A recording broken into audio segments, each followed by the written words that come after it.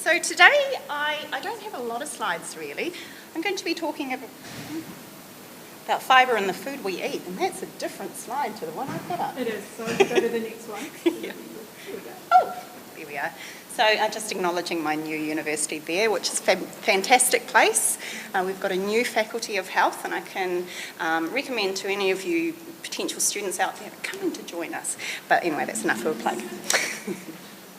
So I thought I would start by just having a talk about fibre in the pre-European Māori diet. Don't really know much about it, but there are often views expressed perhaps out there in the paleo crowd that pre-European... Oh, you can't hear me? Is it not on? Hello? Oh. Have I got a microphone? I didn't wear the right top. Oh, perfect. Okay, so what was the pre-European Māori diet like in terms of fibre? I don't think we know a lot, but the paleo people might lead you to believe that we just ate birds and fish and didn't eat a lot of carbohydrate at all. But when you look at the records and the artwork of the early explorers to New Zealand, the whalers and the French people, they talk about seeing huge mounds of bracken fern root being stored and prepared, and extensive storage of pātaka for storage of kumara, which were cultivated. And a lot of time and effort was spent cultivating kumara, which they bought from the islands, wasn't really well suited to New Zealand's cold climate, and took a lot of trial and error, I guess, to get it to grow. So I think that tubers, resistant starches and dietary fibre probably did play a really important role in the pre-European diet there. And in fact, we know from archaeological records that teeth were very well ground down as a result of sucking on these bracken fern roots. Now, to produce the bracken fern root, stories, I've read Helen Leach's work actually, so I'm not telling you anything I knew, but apparently they would burn these fern roots in the fire for a couple of hours and then pound them with rocks for quite a long time to turn the tubers into a pulpy mush, which then they sucked out of the sucked out between the fibres. And so I would imagine, John, if he's still here, up there, that was probably quite high in resistant starch, along with perhaps all those other fibrous things that were breaking down their teeth.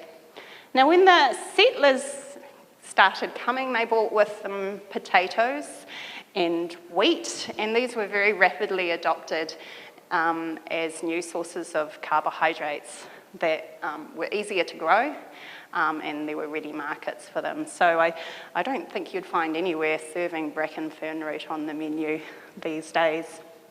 And in fact, Māori were very successful at milling and growing flour. They were some of the largest milling organisations in New Zealand, and were exporting this product to Sydney long before there were westernised mills set up.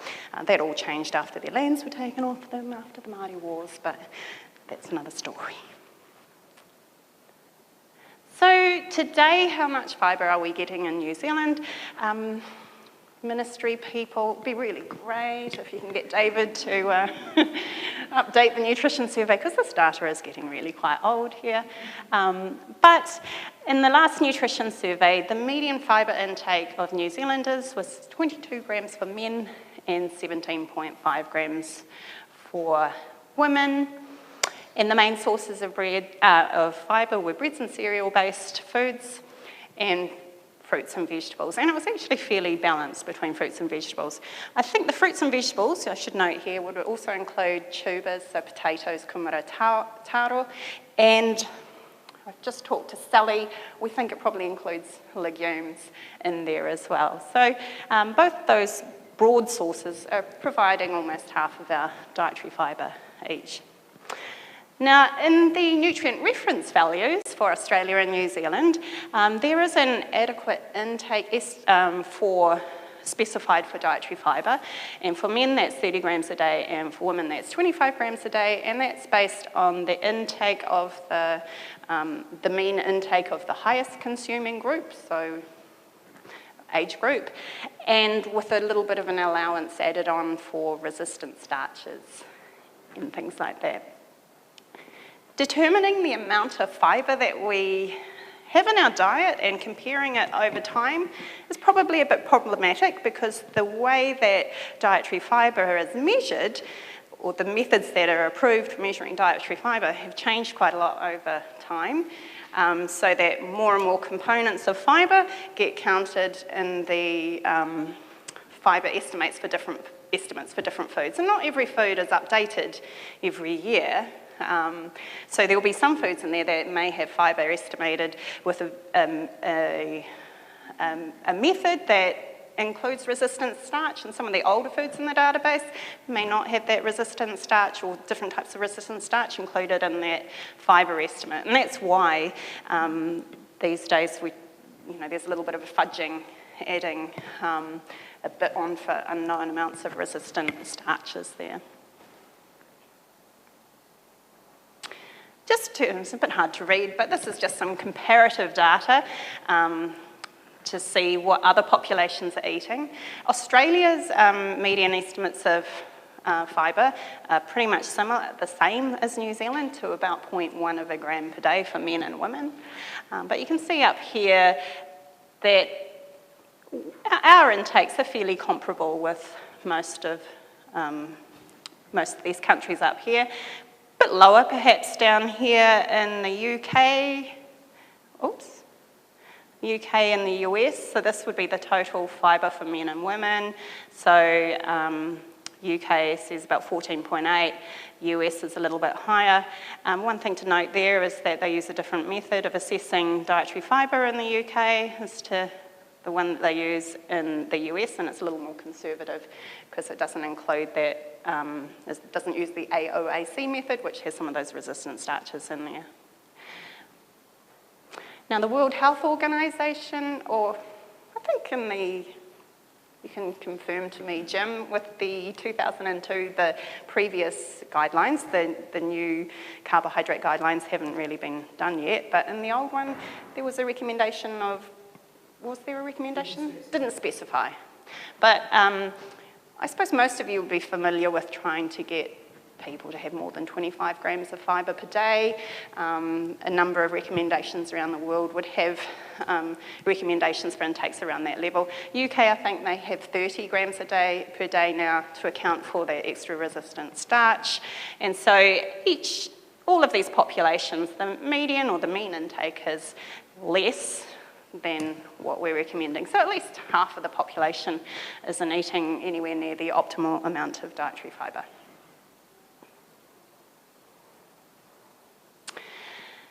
Now I thought I'd just talk in terms of translation on some of the research that we've been doing. I'm not going to focus on fruits and vegetables at all, but I wanted to have a look at, talk about whole grains, wholemeal, wheatmeal. So what is the difference between all of these different types of foods, and does it matter? And that's really a research question that we're exploring in some of our Riddet funded research over for the next 2 years. So wholemeal refers to whole grains like these that have been finely ground. So they tend to be the whole grain of a whole grain finely ground up. Whole grain is the same thing, and I'll show you a more a clearer definition in a few slides there. So wholemeal could be seen as a subset of whole grain. Whole grain, though, you might expect might actually have some whole or large bits of grains in it. And then wheatmeal, not really sure what wheatmeal is. Wheatmeal may have had some parts of the grain removed from it. The question we want to know is, do all of these different types of foods, if they had the same amount of fibre, but they might have different structures or different components of the grain left in them, can we assume that they all have the same health benefits? Or is it better to have large intact grains, as any of you might have seen from many of Jim's talks when he flaps his bread around. You know, do we need to have intact whole grains that make your bread not floppy? Oh. So here's a little picture of a grain. So with wholemeal and whole grain, what we want to see in a food that we say is got wholemeal ingredients in it, or is rich in whole grain or wholemeal, that they will have all of these parts of the grain in those foods: the bran, the endosperm, and the germ. It may have been ground up and they might have been separated, but when you put all those ingredients back together, you would expect to see all of those three components there in that product in roughly the same proportions as you would find in the intact whole grain. And this is the Food Standards New Zealand, Australia and New Zealand definition for whole grain. Whole grain definitions across the world vary a little bit, but this one here says that a whole grain food is any food which uses every part of the grain, including the outer layers, the bran and the germ. And it recognises that you can take them apart and put them back together, and it doesn't make any prescription about whether any of that grain needs to remain intact to any degree. So it could consist of intact grains, ground up, finely ground up grains, cracked or flaked grains. Oh, wrong way. I'm not very good at left and right, and it's the same on this thing. So I've just taken a lot of pictures, actually, of various foods. I went on a shopping expedition just to have a look at if we're to tell you that whole grains and high fibre foods are associated with good health, as Andrew's shown with all the data there. I'm not going to convince you that we need to have them. I think that case has been made well clear. Would you have any idea of what foods are best to eat? Or would you just trust labels? So these foods here are all whole grain cereals. This one here is made with wholemeal flour, so bran flakes. Don't think it looks very tasty. This is actually one I really like. It's Cheerios, without sugar, of course.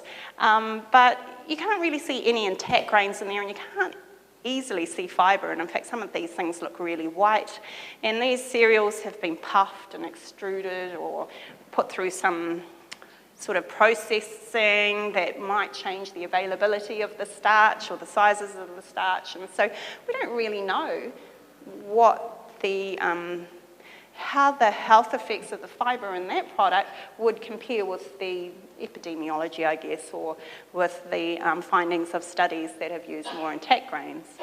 And then over here is at the end there, oops,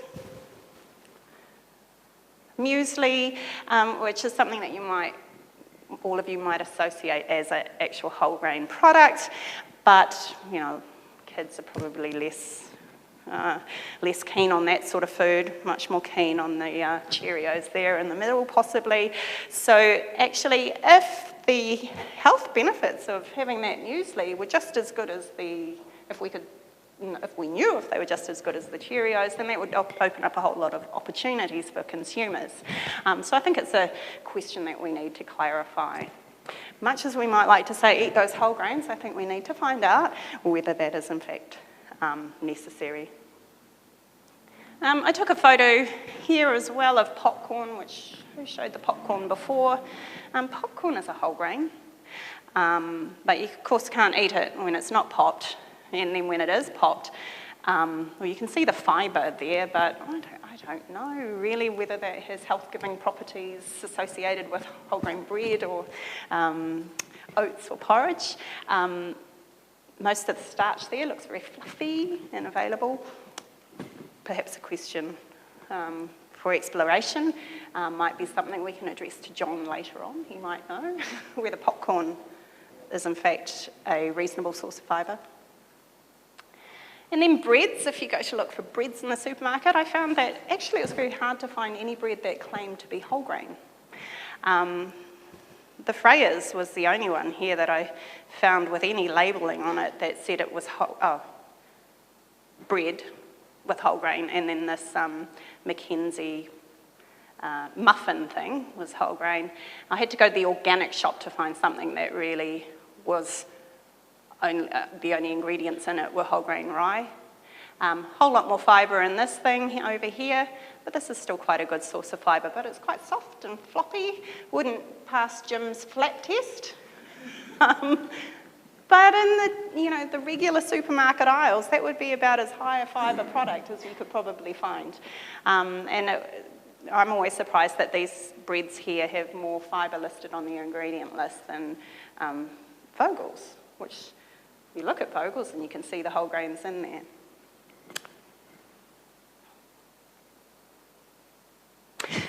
And then, of course, the whole grain term is used to health wash products that we probably wouldn't really want to be recommending to people to eat as a source of whole grain. My kids do like instant noodles, so I pretend that it's not so bad by choosing these ones here that have the word whole grain on it. But when I looked at it, it's actually only made with whole grain, and it's like 10% of the wheat flour in the noodles are whole grain, so I probably am kidding myself, but at least they can cook it themselves. I wouldn't kid myself that buying these grain waves were going to be associated with any particular health. Well, I don't think the health benefits of the grains in these grain waves would offset the negative effects of the salt and the fat that goes into making them. So, anyway. Oh, and then bars. Bit more of health washing. We can pretend that we're giving our children a healthy food here, a crunchy bar, and you can see the whole grains in there.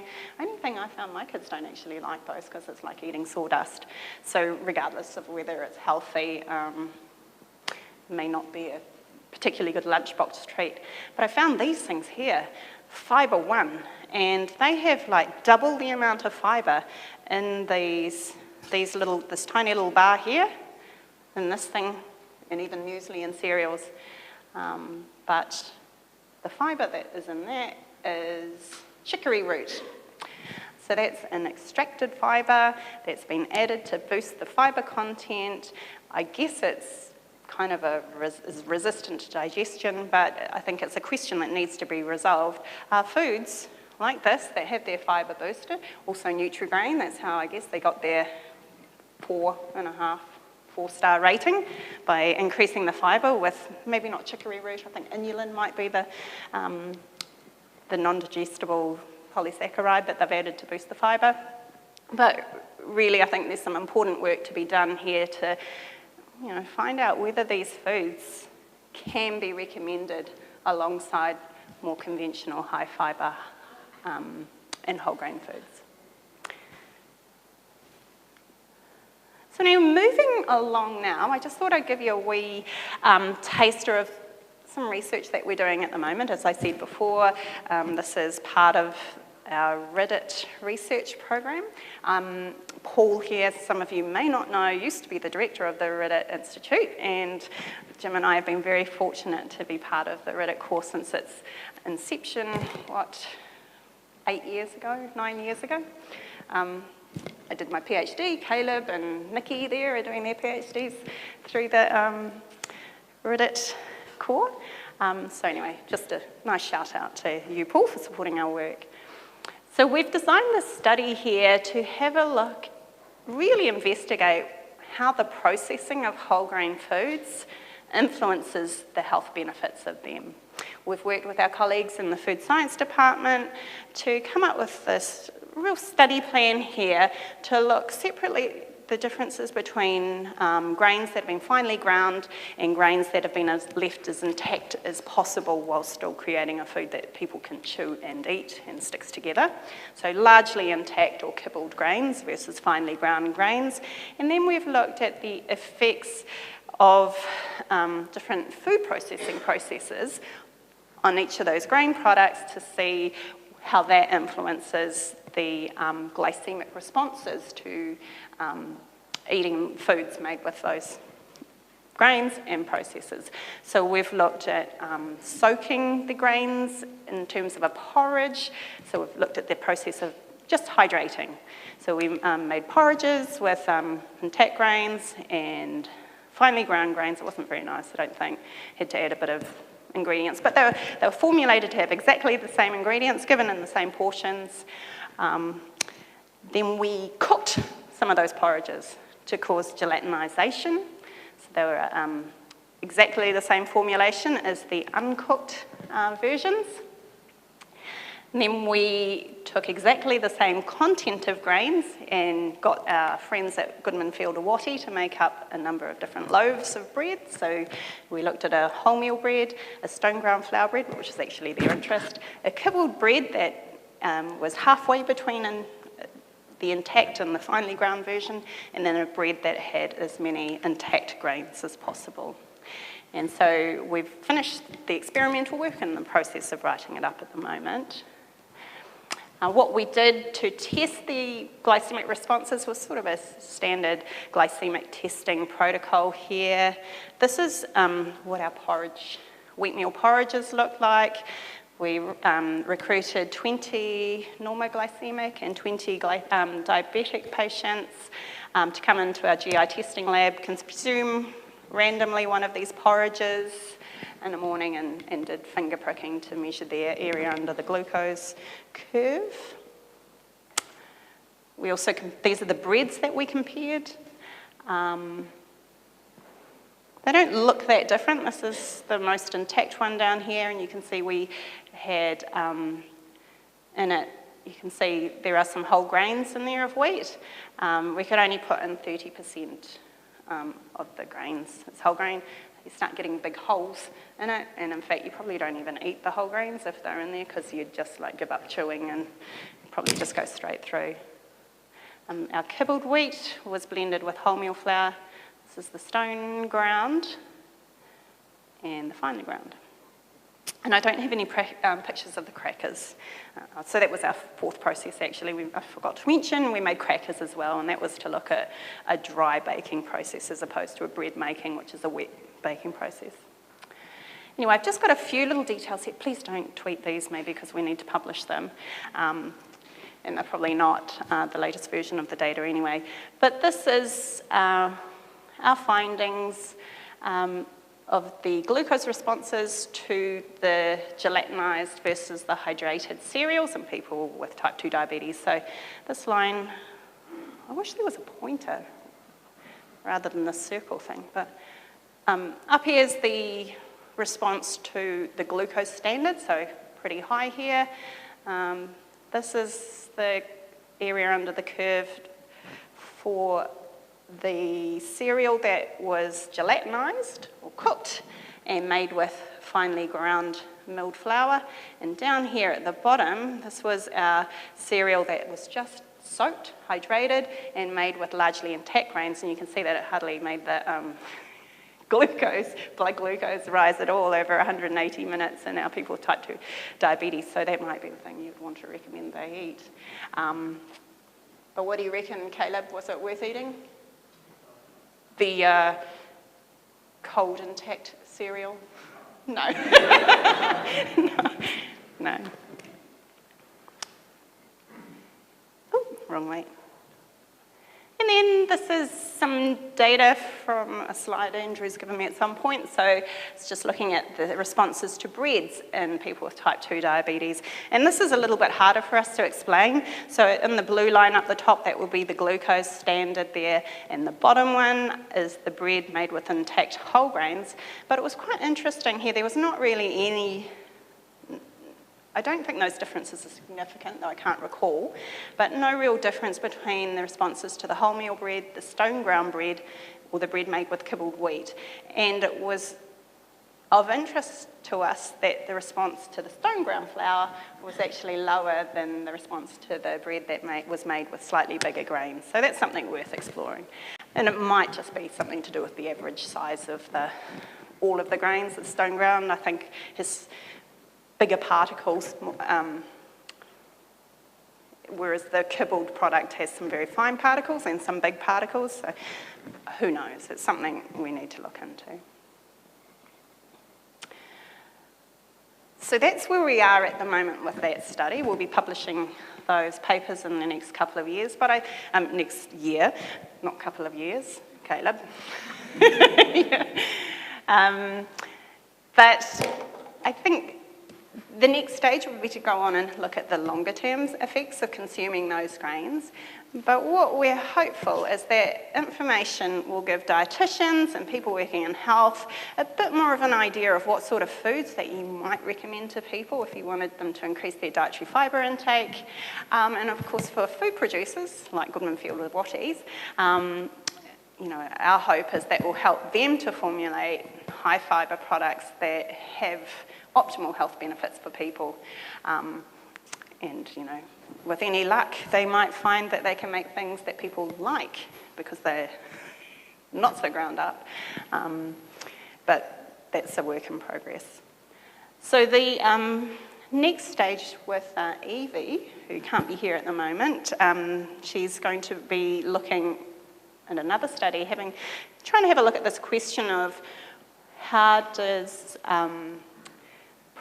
food products where the fibre is boosted by adding products like inulin or all these other sorts of extracted or synthetic fibres here that might be added to processed foods to boost the fibre.